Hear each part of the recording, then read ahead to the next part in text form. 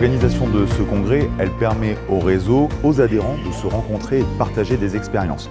On a énormément de choses, d'outils qui nous permettent d'échanger et de partager, mais rien ne vaut le chair et en os. Et le fait de se retrouver ici à Brest, dans notre congrès annuel, c'est de retrouver les adhérents qu'on a l'habitude de voir, et c'est aussi d'intégrer des nouveaux adhérents. C'est quand on apprend à se connaître et qu'on se connaît mieux, on facilite les échanges, et donc on arrive à mieux partager nos expériences, et puis les bonnes idées d'un endroit, puis comme ça coûte pas cher de piquer une idée, elles peuvent se dupliquer ailleurs, et ça nous plaît énormément.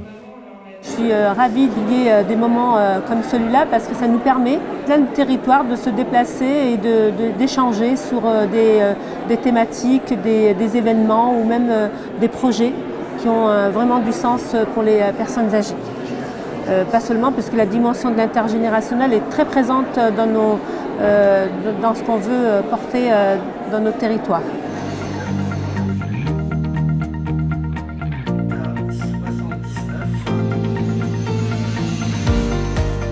On a fait une assemblée générale pour faire un retour de tout ce qui se passe durant l'année. On a pu modifier des statuts. Et puis le budget, c'est aussi la vie de l'association qui se porte bien, qui se développe beaucoup, que ce soit par des petits territoires ou des grands territoires. Ça, c'est quelque chose qui nous fait plaisir parce qu'on voit bien qu'il y a un intérêt d'aller vers cette association, tout simplement parce que c'est une méthodologie, qu'on a besoin aussi d'un cadre pour pouvoir avancer.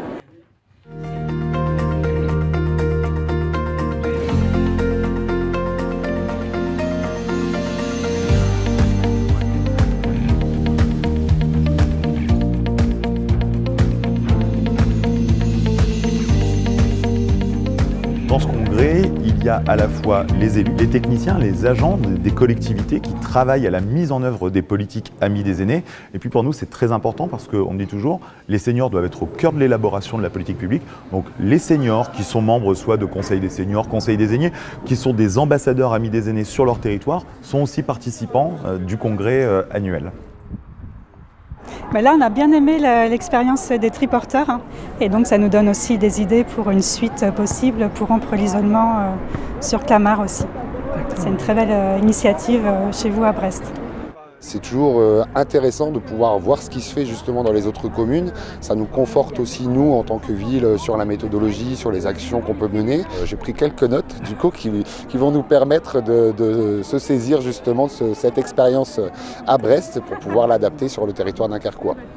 Même si je suis une voisine de la commune de Brest, je ne connais pas forcément tout ce qui s'y fait. Et je trouvais que c'était intéressant, que c'était une sorte de porte ouverte aussi accessible en fait en tant qu'élu, de voir exactement et concrètement tout ce qui s'y fait. Et puis permettre aussi de rencontrer d'autres régions, d'autres départements. Et puis d'ouvrir un petit peu aussi, d'ouvrir un peu tout mon horizon en fait et voir un peu tout ce qui se passe ailleurs. Et ici, en fait, oui, c'est rassurant d'être venu ici parce qu'on est sur la bonne ligne, quoi. Parce qu'on travaille un peu tout seul, on ne sait pas trop. C'est sûr qu'on peut appeler le Ville Amie des aînés, mais on ne peut pas non plus dire tous les 5 minutes, on les appelle, qu'est-ce qu'on peut faire et tout. Non, on essaie de se débrouiller et du coup, là, c'est rassurant. Ouais.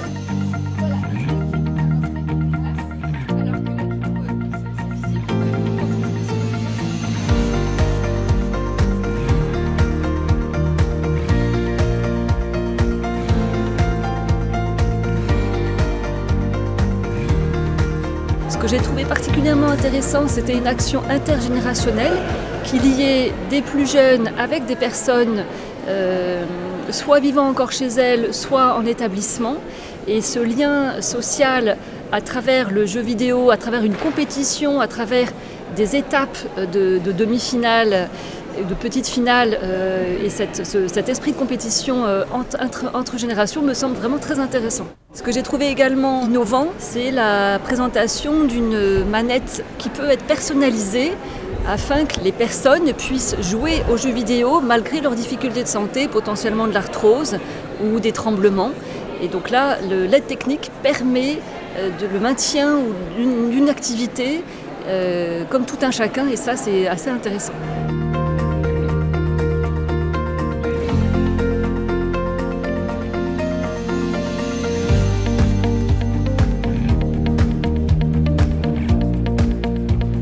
L'enjeu du réseau, c'est vraiment de donner envie aux collectivités de s'intéresser à ce sujet de l'avancée en âge, du défi de la longévité, qui ne fait pas toujours envie, qui fait souvent un peu peur.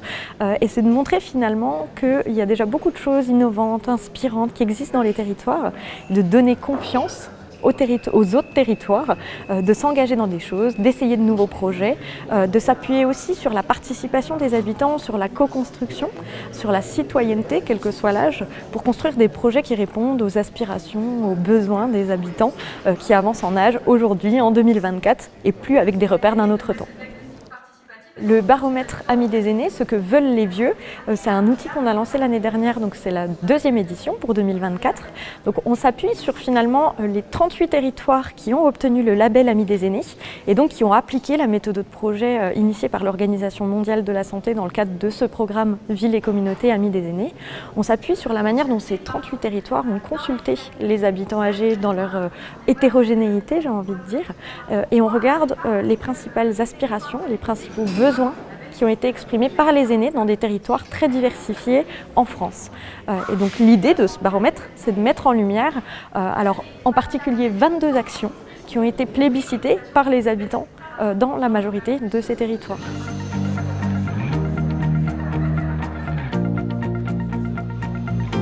Tous les projets qui ont été présentés ce matin sont très intéressants. On a envie, en tant que territoire qui travaille pour adapter son territoire pour les personnes âgées, on a envie de repliquer tous ces projets chez nous. Mais on n'a pas les moyens de les faire tous, parce que nos aînés, il faut en prendre soin, il faut mettre en place des actions pour nos aînés, il faut adapter le territoire pour nos aînés et vraiment favoriser l'épanouissement de nos aînés. Et je pense que La Réunion, c'est un exemple, les actions à La Réunion sont des exemples à faire chez nous, sur nos territoires. Je vois qu'il y a des initiatives qui permettent à des personnes âgées de sortir un peu d'un statut de personnes âgées. C'est ça qui m'intéresse, de dire à un moment une personne âgée n'est pas qu'une personne âgée, c'est quelqu'un qui a eu une longue histoire, une vie complexe, faite de plein de choses et qui traverse aussi l'histoire des hommes, des femmes. Donc du coup ça m'intéresse de voir qu'on tente de sortir un peu d'un certain carcan. C'est une super jolie édition à la fois sur le contenu mais aussi sur l'ambiance qu'il y a. On sent que la dynamique Amis des aînés elle est intégrée à Brest, qu'elle fait partie en fait du quotidien des élus, des équipes et on le ressent aussi dans ce type d'événement. La force de notre réseau, c'est d'être légitime sur les territoires. Aujourd'hui, on a 316 adhérents sur la France de métropole et d'outre-mer, et même sur quelques pays francophones. Et puis, ça donne du coup une très bonne représentativité de ce que sont les territoires, parce que avant tout, ce sont des communes qui sont adhérentes, d'autres types de collectivités, mais majoritairement des communes. Et on le sait très bien, le bon échelon de proximité aujourd'hui, c'est la commune. Et l'autre force du réseau, même si ça peut paraître très exigeant, c'est la méthodologie de travail en 3 temps. J'apprends à connaître mon territoire, je fais un état des lieux. Dans le 2e temps, je consulte la population, je fais avec les seniors, mais pas que. Et puis, dernière chose, de cet état des lieux et de cet exercice participatif, vous pouvez créer votre plan d'action sur l'ensemble des thématiques. On veut dire, mais être senior, être actif, être citoyen dans la vie de la cité, c'est quoi l'accès à la culture, c'est quoi la mobilité, c'est quoi mon parcours résidentiel, l'habitat, comment on aménage des espaces extérieurs pour que tout le monde s'y sente bien, le senior également, tout ce champ de compétences qui vont être exercés par les collectivités que nous, on accompagne et donc on permet au territoire de s'adapter à la longévité.